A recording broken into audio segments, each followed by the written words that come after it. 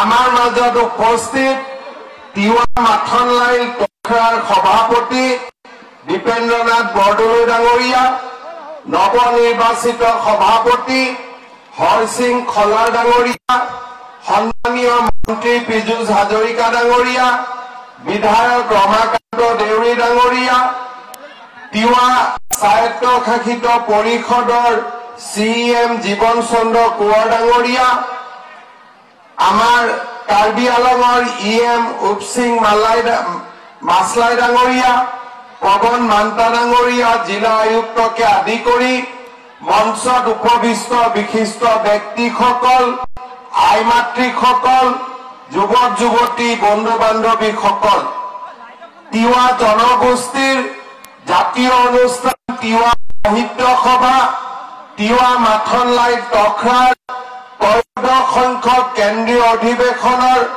মুকলি সভাত উপস্থিত থাকিবলৈ পাই মই অতিশয় আনন্দিত হৈছো। তিৱাসকলৰ সমৃদ্ধ লোকজীৱন আৰু লোককৃষ্টিৰ আধাৰতে গঢ় লৈ উঠিছে তিৱা সাহিত্য। এই সাহিত্যৰ মাজেদি প্ৰকাশিত হোৱা চিন্তা চেতনাই ৰাজ্যৰ সাহিত্য ক্ষেত্ৰখন উৰ্বৰ কৰি ৰাখিছে। জন্ম লগ্নৰে পৰা জনগোষ্ঠীটোৰ ভাষা সাহিত্যৰ বিকাশ সাধনত তিৱা সাহিত্য সভাই লোৱা ভূমিকাই নতুন প্ৰজন্মক বিশেষভাৱে উৎসাহিত কৰিছে।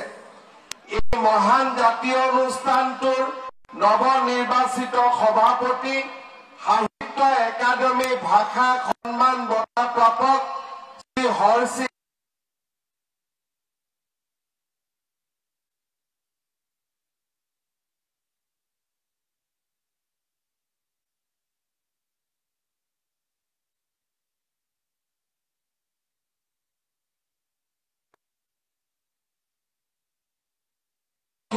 ৰূপত প্ৰচলিত হৈ অহা তিৱা ভাষাৰ লিখিত সাহিত্যৰ বিকাশ হৈছিল বিংশ শতিকাৰ প্ৰায় 70 দশকৰ পৰা। এই ক্ষেত্ৰত মুখ্য ভূমিকা লৈছিল 1973 চনৰ মাৰ্চ মাহত প্ৰকাশিত সদৌ অসম তিৱা যুৱ ছাত্ৰ সন্মিলনৰ ৰিংচাং নামৰ মুখপাত্ৰখনে। ৰিংচাঙত তিৱাসকলৰ আতিগুৰি জনগোষ্ঠীটোৰ গৌৰৱমণ্ডিত ইতিহাস, সমাজ আৰু ৰাজনীতি, কৃষ্টি সংস্কৃতিৰ উপৰিও তিৱা ভাষা আৰু সাহিত্য বিষয়ক কেতবোৰ লেখা পাইছিল। অসমীয়া ভাষাতে তিৱা ভাষাৰ লিপি, ব্যাকৰণ আদিৰ বিভিন্ন দিশ সামৰি লেখা প্ৰকাশ হোৱাৰ উপৰিও ৰিচাঙত অসমীয়া ভাষাত তিৱা গীত মাত আদিও প্ৰকাশ পাইছিল। ৰিংচাঙে তিৱা ভাষা আৰু সাহিত্য চৰ্চাৰ বাট মুকলি কৰি জনগোষ্ঠীটোৰ উঠি অহা প্ৰজন্মক নিজ ভাষাত সাহিত্য চৰ্চা কৰিবলৈ উদগনি যোগাইছিল। তিৱা লেখক লেখিকাসকলে অসমীয়া আৰু ৰোমান লিপি ব্যৱহাৰ কৰি তিৱা সাহিত্যক লিখিত ৰূপ দিছিল।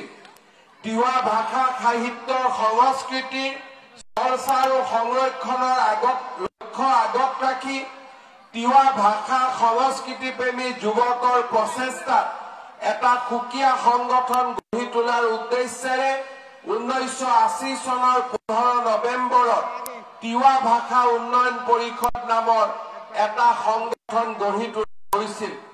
পিছলৈ সংগঠনটোৰ নাম সলনি কৰি সদৌ তিৱা সাহিত্য সভা আৰু পৰৱৰ্তী সময়ত তিৱা সাহিত্য সভাৰ নাম সলনি কৰি তিৱা মাথনলাই টখৰা হিচাপে নামাকৰণ কৰা হয়।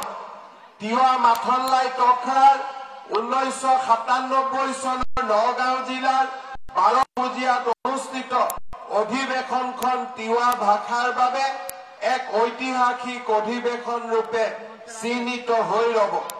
অসম চৰকাৰৰ সৈতে মাথনলাই টখৰা আৰু তিৱা জাতীয় সংগঠনসমূহৰ মাজত তিৱা ভাষা সংস্কৃতি বিষয়ক আলোচনাৰ অন্তত তিৱা ভাষা আৰু লিপি চুক্তি এই অধিৱেশনতে অনুষ্ঠিত হৈছিল।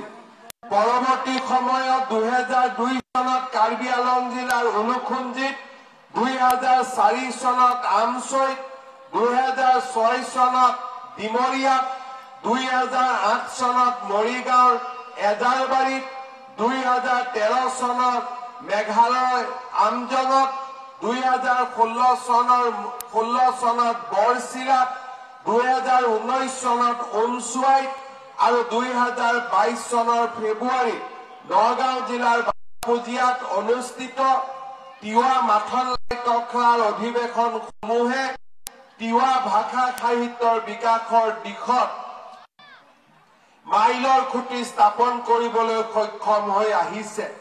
এই অধিৱেশনৰ মুখপত্ৰৰ লগতে বুজন সংখ্যক তিৱা ভাষাৰ গ্ৰন্থ প্ৰকাশে তিৱা ভাষা সাহিত্য চৰ্চাত নতুন আয়তন যোগ দিবলৈ সক্ষম হৈছে। সম্প্ৰতি তিৱা মাথনলাই টক্ৰাই নতুন নতুন পদক্ষেপেৰে তিৱা সাহিত্য উত্তৰণত উল্লেখযোগ্য ভূমিকা পালন কৰিছে। সময়ে সময়ে তিৱা গ্ৰন্থ প্ৰণয়ন, ভাষাৰ চৰ্চাৰ কেন্দ্ৰ স্থাপন, ছাত্ৰ ছাত্ৰীৰ মাজত তিৱা সাহিত্য প্ৰতিযোগিতা, আলোচনা চক্ৰ, সজাগতা সভাৰ দৰে অনুষ্ঠানৰ জৰিয়তে ভাষা সংস্কৃতি বিকাশৰ দিশত সাহিত্য অনুষ্ঠানটোৱে গুৰুত্বপূৰ্ণ পদক্ষেপ লৈছে। তিৱা ভাষা সাহিত্য চৰ্চাক বিশেষ গতি প্ৰদান কৰি সাহিত্যিক তথা টক্ৰাৰ নৱনিৰ্বাচিত সভাপতি শ্ৰী হৰসিং খলাৰে 2023 চনত সাহিত্য একাডেমী ভাষা সন্মান লাভ কৰি সমগ্ৰ তিৱা জাতিৰ লগতে অসমীয়া জাতিসত্তাকো মহিমামণ্ডিত কৰি তুলিলে। তিৱা জনগোষ্ঠীৰ নিজৰ ঐতিহ্য আৰু সংস্কৃতিৰে চহকী। ঐতিহাসিকভাৱে তিৱাসকলে ৰাজ্য পাতি বসবাস কৰিছিল। অসমত প্ৰৱেশ কৰি খোলা নামেৰে এখন ৰাজ্য পাতিছিল। তেওঁলোকে দৰঙৰ হেলেম অঞ্চলত খাৰী বা হিলালী নামেৰে অন্যান্য এখন ৰাজ্যও পাতিছিল। ত্ৰিবেগ ৰাজ্য স্থাপন কৰিছিল নগাঁও আৰু মিকিৰ পাহাৰ আদি ঠাইত। তিৱাসকলে তেওঁলোকৰ হিলালী ৰাজ্যৰ ঐতিহ্য গীতৰ তেওঁলোকৰ বিভিন্ন সাংস্কৃতিক উপাদান বিশেষকৈ লালি হিলালী গীতৰ মাজেৰে আজিও বহন কৰি আহিছে। ৰাজনৈতিক ইতিহাস অনুসৰি গোভা ৰজা হল প্ৰধান ৰজা। তিৱা ৰজাৰ জোঙাল বলহুৰ বীৰত্ব গাথা আৰু ৰহাৰ ওচৰত থকা জোঙাল বলহুৰ গড়ৰ অৱশিষ্টই আজিও তিৱা ৰজাসকলৰ গৰিমাময় শাসনৰ দিনবোৰৰ কথা সোঁৱৰাই তোলে। উত্তৰ পূব ভাৰতৰ বিভিন্ন জনগোষ্ঠীবোৰৰ দৰে তিৱা জনগোষ্ঠীৰো নিজস্ব ভাষা, কলা, সংস্কৃতি, আচাৰ, ৰীতি নীতি, নিয়ম আছে। তিৱা ভাষা বৃহত্তৰ চীন তিব্বতীয় ভাষা পৰিয়ালৰ তিব্বত বৰ্মী শাখাৰ অসম বৰ্মী গোটৰ বড়ো উপশাখাৰ অন্তৰ্ভুক্ত। তিৱাসকল প্ৰধানকৈ অসমৰ নগাঁও, মৰিগাঁও, কামৰূপ, কাৰ্বি আংলং জিলা, মেঘালয়ৰ খৈৰাম আৰু মিলিম টেষ্টত বসবাস কৰে। তদুপৰি অসমৰ ধেমাজি, শিৱসাগৰ, লখিমপুৰ, যোৰহাটতো তিৱা জনগোষ্ঠীৰ লোকে বাস কৰে।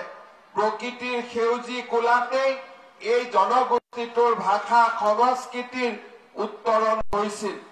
তিৱা আধ্যাত্মিক আৰু সাংস্কৃতিক জীৱনধাৰা প্ৰকৃতিৰ আলমত গঢ় লৈ উঠিছে।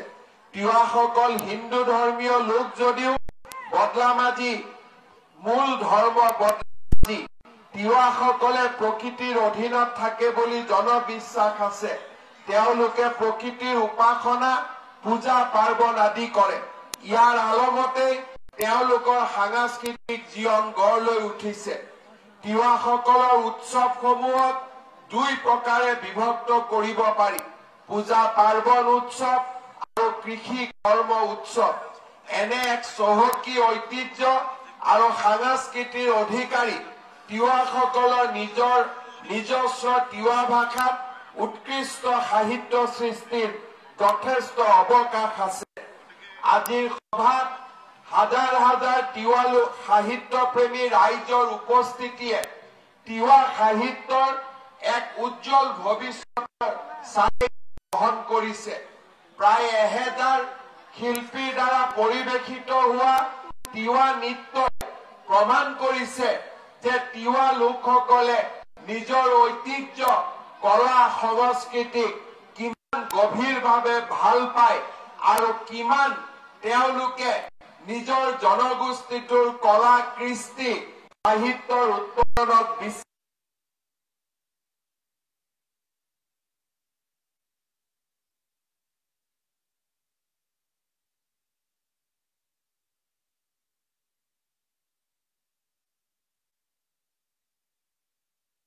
প্ৰচেষ্টা চলাই আহিছে। ৰাষ্ট্ৰীয় শিক্ষানীতিৰ জৰিয়তে আমি তিৱা ভাষাক ৫ম শ্ৰেণীলৈ যাতে পঢ়াব পাৰো তাৰ বাবে ইতিমধ্যে আমাৰ অসমৰ ৰাজ্যপালে অধিসূচনা জাৰি কৰিছে আৰু তিৱা মাখনলাই তখৰাৰ উদ্যোগত SCRTয়ে ইতিমধ্যে পাঠ্যপুথি প্ৰণয়নো কৰিছে। মই আপোনালোকক আশ্বাস দিব খোজো যে তিৱা ভাষাক সম্পূৰ্ণ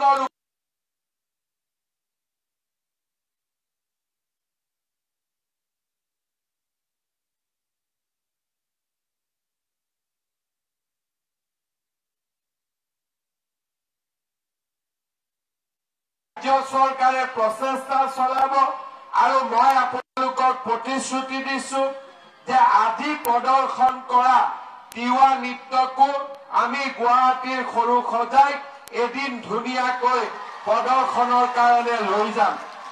শ্ৰদ্ধাৰ ৰাইজ, মই আমাৰ তিৱা সাহিত্য সভাক মই অনুৰোধ কৰিম যাতে তেওঁলোকে তিৱা জনগোষ্ঠীটোৰ এখন বুৰঞ্জী প্ৰণয়নৰ কামত নিজকে যাতে মনোনিৱেশ কৰে।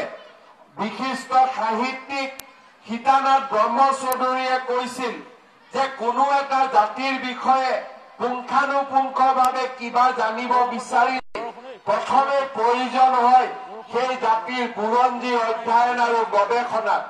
এটা জাতিক জানিবলৈ হলে সেই জাতিটোৰ প্ৰাচীন ইতিহাস, ৰাজনীতি, সমাজনীতি, ৰুচিবোধ, আচাৰ ব্যৱহাৰ, অৰ্থনৈতিক অৱস্থা, সৃষ্টি কলা আৰু পাৰিপাৰ্শ্বিক অৱস্থাৰ বিশ্লেষণ অতি প্ৰয়োজনীয়। এই সকলোবোৰৰ অধ্যয়ন নাথাকিলে এটা জাতিৰ বৰ্তমান আৰু ভৱিষ্যতৰ বিষয়ে একো ধাৰণাই সম্ভৱপৰ নহয়। তিৱা জনগোষ্ঠীৰ এক সমৃদ্ধিশালী ইতিহাস আছে। তিৱা মাখনলাই তখৰাই জনগোষ্ঠীটোৰ বিস্তৃত আৰু প্ৰামাণ্য বিষয়ক আৰু মৌখিক বুৰঞ্জীসমূহ ৰচনা এটা প্ৰণালীবদ্ধভাৱে ৰচনা কৰাৰ প্ৰয়োজন আছে।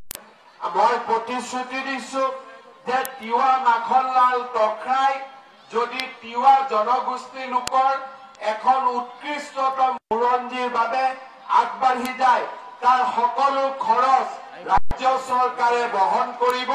সেই প্ৰতিশ্ৰুতি মই আজিয়ে আমাৰ ৰাইজক দিব বিচাৰিছো। শ্ৰদ্ধাৰ ৰাইজ, মই আৰু এটা কথা আপোনালোকক কব বিচাৰিছো। আমাৰ পূৰ্বপুৰুষসকলৰ ভাষা, পূৰ্বপুৰুষসকলৰ সংস্কৃতি ৰক্ষা কৰাৰ যিমানেই প্ৰয়োজনীয়তা আছে তেনেকৈ পূৰ্বপুৰুষসকলৰ ধৰ্মটো ৰক্ষা কৰাৰ আমাৰ দায়িত্ব আছে।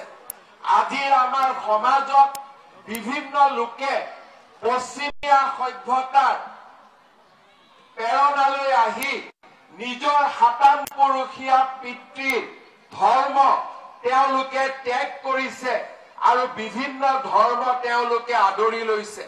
মই অসম বিধানসভাত কৈছিলো যে আমাৰ জনজাতীয় লোকসকলে আমাৰ মূল শ্ৰেণীৰ সনাতনী হিন্দু ধৰ্মকো আদৰি লোৱাৰ প্ৰয়োজন নাই। আনহাতে তেওঁলোকে পশ্চিমৰ পৰা অহা ধৰ্মকো আদৰি লোৱাৰ প্ৰয়োজন নাই। এটাই মাত্ৰ প্ৰয়োজন, মোৰ পূৰ্বপুৰুষে যি ধৰ্মক বিশ্বাস কৰিছিল সেই ধৰ্মক যাতে আমি অক্ষুণ্ণ ৰাখিব পাৰো। কাৰণ সিয়ে হল আমাৰ পৰিচয়, ভাষা আমাৰ পৰিচয়, সাহিত্য আমাৰ পৰিচয়, আমাৰ সাজ পোছাক আমাৰ পৰিচয়, আমাৰ কলা সংস্কৃতি আমাৰ পৰিচয়, আৰু তাৰ লগে লগে আমাৰ সাতাম পুৰুষীয়া ধৰ্মও আমাৰ পৰিচয়।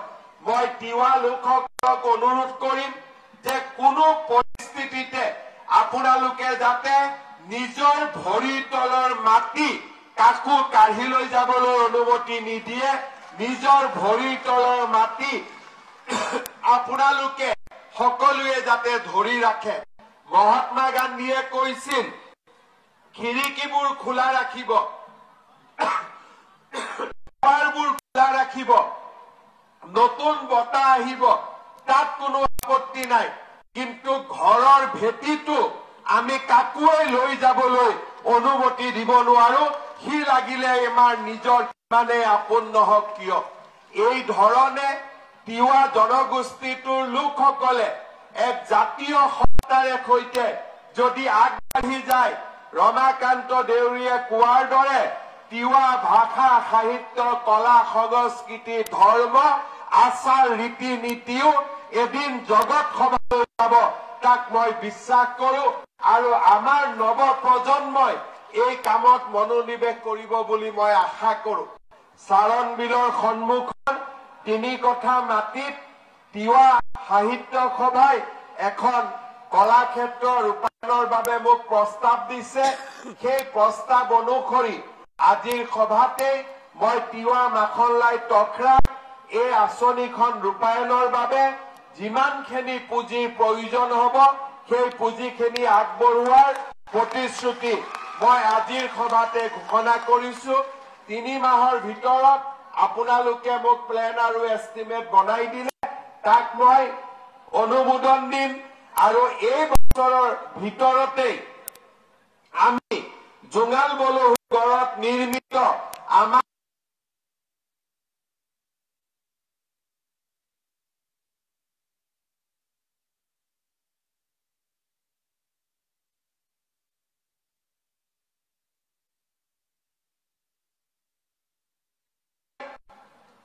তিৱা ভাষা শিক্ষকৰ কথা উল্লেখ কৰিছে।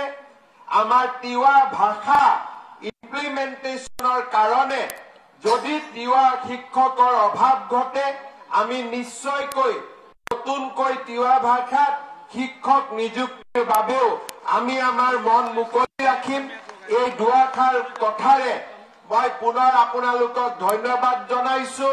ৰমাকান্ত দেউৰী ডাঙৰীয়াই সুন্দৰ গানেৰে বিদেশীক উচ্ছেদ কৰি স্বদেশীক মাতি দিয়াৰ কথা কৈছে। আমাৰ চৰকাৰে এই দায়িত্ব পালন কৰিব।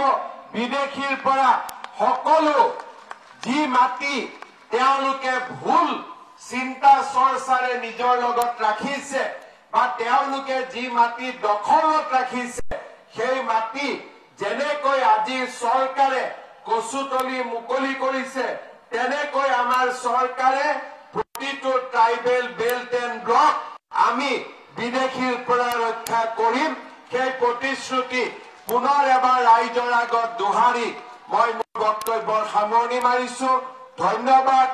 জয় হিন্দ, বন্দে মাতৰম।